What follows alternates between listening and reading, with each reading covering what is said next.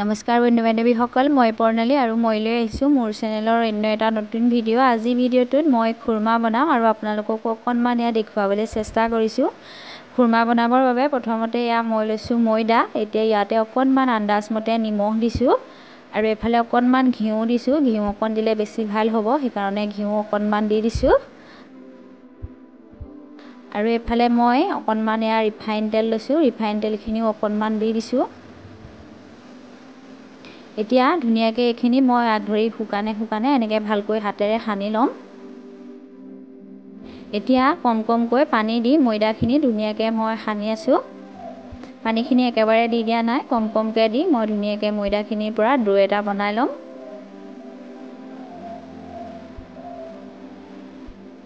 আৰু ধুনীয়াকৈ মোৰ ময়দাখিনিৰ পৰা ডোটো হৈ গৈছে।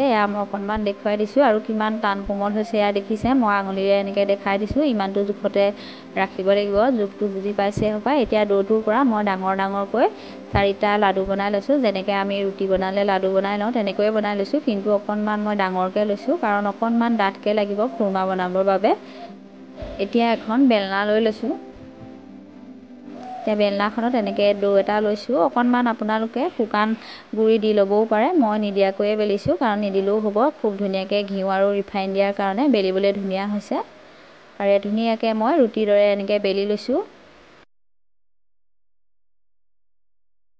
ধুনীয়াকৈ মোৰ বেলা হৈ গৈছে। এতিয়া মই আপোনালোকক দেখুৱাই দিছোঁ কিমান ডাঠ হৈছে। ছাইডটো দেখিছে, ইমানটো ডাঠ হৈ থাকিব লাগিব। ইয়াতকৈ ডাঠ হৈ থাকিলেও কথা নাই, কিন্তু বেছি পাতল হ'ব নালাগে। মই অকণমান দেখুৱাই দিছোঁ ছাইডটো, ইমানটো জোখতে হ'লে ভাল হ'ব। এতিয়া এইটো মই ধুনীয়াকৈ এনেকৈ চুৰি এখনে কাটি গৈছোঁ পিচ কৰি। আপোনালোকে যেনেকৈ পিচ কৰিবলৈ মন যায় তেনেকৈ কৰিব পাৰে, দীঘলকৈও কৰিব পাৰে, দীঘল। মই অকণমান সৰু কৰিম, থুপুকা, সেইকাৰণে মই এনেকৈয়ে কাটি গৈছোঁ। আৰু এনেকৈ পিচ কৰাৰ পিছত চালনী এখনত বা কাঁহী এখনত থৈ গ'লেও হ'ল। মই চালনী এখনতে এনেকৈ থৈ গৈছোঁ। আৰু বাকী থকা লাড়ুকেইটা মই এনেদৰে বেলি পেলাই চালনীখনতে একেবাৰে যোগাৰ কৰি ল'ম।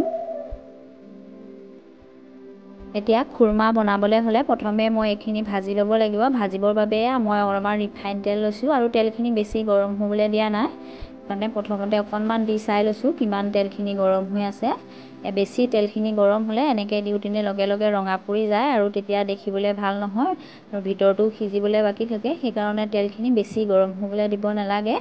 মই অলপমান গৰম হওঁতেনে এনেকৈ দি দিছোঁ। তথাপিও মোৰ তেলখিনি অলপ বেছি গৰমেই হৈছে, ইমানো গৰম কৰিব নালাগিছিলে। মই এটা দুটাকৈ এনেকৈ দি গৈছোঁ। আৰু দেখিছে এনেকৈ হেতাখনেৰে এবাৰ দুবাৰ লৰাই দিছোঁ। বেছি তেল গৰম হ'লে এইখিনি যিখিনি বগা হৈ আছে সেইখিনি মানে লগে ৰঙা হৈ যায়।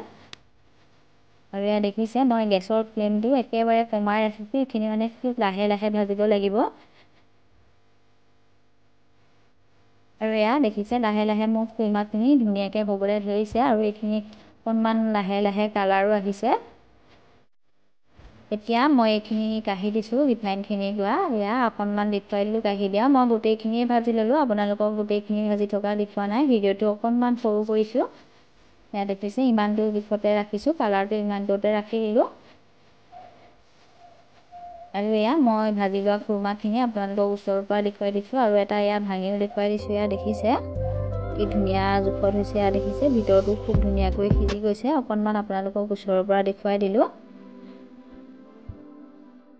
এতিয়া মই 1 কাপ চেনি লৈছোঁ, মানে যিটো কাপেৰে মই ময়দা দিছিলোঁ 1.5 কাপ, সেইটো কাপেৰে মই 1 কাপ চেনি লৈছোঁ।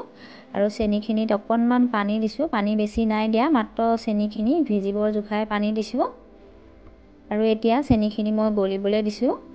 আৰু ধুনীয়াকৈ মোৰ চেনিখিনি গলিছে আৰু চেনিখিনি উতল আহি গ'ল। এইখিনি আঠা হৈ গৈছে। আঠা হোৱালৈকে আচলতে চেনিখিনি গলাই ল'ব লাগিব। এইখিনি ধুনীয়াকৈ আঠা হ'ল আৰু এইখিনি মই এতিয়া গেছটো অফ কৰি দিছোঁ। এতিয়া গেছটো অফ কৰাৰ পিছত চেনি পানীখিনিও অকণমান দেখুৱাই দিছোঁ। দেখিছে খুব ধুনীয়াকৈ গলি আঠা হৈ গ'ল।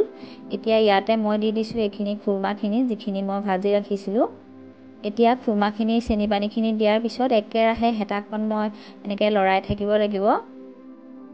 আৰু 2-3 মিনিটমান লৰোৱা মোৰ আচলতে হৈয়ে গৈছে। তথাপিও চেনিখিনি দেখিছে ডাঠ হোৱা নাই আৰু খুৰমাখিনি গাত লাগিবলৈ ধৰাই নাই। আৰু 5 মিনিটমান বুলি কৈছিলোঁ যদিও 5 মিনিটমান হোৱাৰ পিছতহে লাহে চেনিখিনি অকণমান ডাঠ হৈছে আৰু খুৰমাখিনিৰ গাত লাগিবলৈ ধৰিছে। হেতাখনে একেৰাহে খুৰমাখিনি লৰায়ে আছোঁ। এয়া এতিয়া অকণমান সময় হ'ল আৰু এতিয়া ধুনীয়াকৈ এয়া খুৰমাখিনিৰ গাত চেনিখিনি লাগিবলৈ ধৰিছে। আচলতে অকণমান ঠাণ্ডা হ'লেহে এনেকৈ লাগিবলৈ ধৰে আৰু যিমানে খুৰমাখিনি লাহে লাহে ঠাণ্ডা হৈছে চেনিখিনিও সিমানে ধুনীয়াকৈ খুৰমাখিনিৰ গাত লাগিবলৈ ধৰিছে। আৰু এয়া দেখিছে অকণমান সময় আৰু লৰাই দিম, কাৰণ খুৰমাখিনি এটা এটা হ'ব লাগিব, তেতিয়াহে বেছি ভাল হ'ব। আৰু এয়া 6-7 মিনিটমান সময় লৰোৱাৰ পিছত মোৰ ধুনীয়াকৈ খুৰমাখিনি হৈ গ'ল। এইখিনি আজি মই বনোৱা খুৰমাখিনি এয়া দেখিছে খুব ধুনীয়া হৈছে, একেবাৰে হোটেলৰ নিচিনা হৈছে। এনেকৈ লৰাই আছোঁ আৰু এটা এটা হৈ গৈছে। এতিয়া আজি মই বনোৱা খুৰমাখিনি অকণমান আপোনালোকক এয়া ওচৰৰ পৰা দেখুৱাই দিবলৈ চেষ্টা কৰিছোঁ। এয়া দেখিছে খুব ধুনীয়া হৈছে। মই এনেকৈ এপিচ লৈ পেলাই দেখুৱাই দিছোঁ আৰু বাকীখিনি খুৰমাও এয়া আপোনালোকক ওচৰৰ পৰা দেখুৱাই দিছোঁ। এয়া দেখিছে একেবাৰে হোটেলৰ নিচিনা হৈছেনে। এনেকৈ আচলতে বহুত কম খৰচতে ঘৰতে বনাই খাব লাগে আৰু ঘৰত বনাই খালে সদায় ভালো হয়। এতিয়া আজি মই বনোৱা আপোনালোকে খুৰমা ৰেচিপিটো কেনে দেখিলে জনাই কমেণ্ট এটা কৰি দিব। যদি মই বনোৱা পদ্ধতিটো ভাল লাগিলে তেতিয়াহ'লে আপোনালোকেও এনেকৈ ঘৰতে এবাৰ বনাই খাই চাবলৈ চেষ্টা কৰিব। আৰু যিসকলে মোৰ চেনেলটো প্ৰথমবাৰৰ বাবে দেখা পাইছে মোৰ চেনেলটো ছাবস্ক্ৰাইব কৰি দিব বুলি আশা কৰিলোঁ আৰু আপোনালোক সকলোলৈকে ধন্যবাদ।